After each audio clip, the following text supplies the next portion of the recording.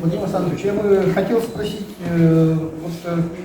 наша сегодняшняя презентуемая книга издана по специальной программе Ассоциации союзов писателей и издателей, да?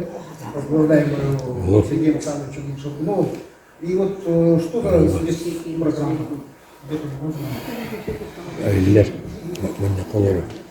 Ну,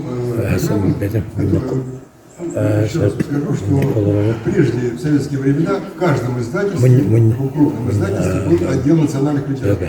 Отдел национальных литератур был Союз писателей России, Союз писателей СССР, а потом как-то все это исчезло, и если имена там Чингиза Айтматова, значит, Гамзатова, Касыма Кулиева, ну и других там можно сейчас перечислять, знала вся страна, все читали, но кто не читал Айтматова, это считался, наверное, ну, какой-то темный человек просто, кто не пел песни там, значит,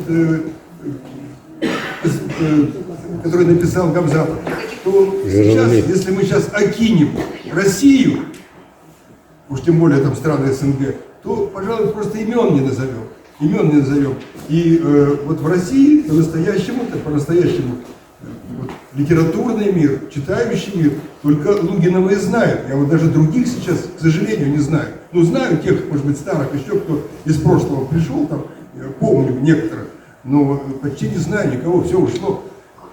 А это разве нормально? То есть это не то, что нормально, отсюда-то и начинаются наши беды, потому что это наша душа, и вдруг чего-то мне не хватает совсем. Правда, и русских писателей теперь никто не знает, потому что тех, кого называют русским писателем, дают премии, это такие сомнительно русские писатели. Скорее антирусские писатели. Вот. Поэтому то, что вышла эта книга, и еще 3 книги национальных авторов, 4 книги всего вышло, это, с одной стороны, очень здорово, это такая первая ласточка, говорится. С другой стороны, только сейчас можно понять, как это чудовищно, когда мы радуемся тому, что в глобальной стране выпущено 4 книги национальных авторов. Вот.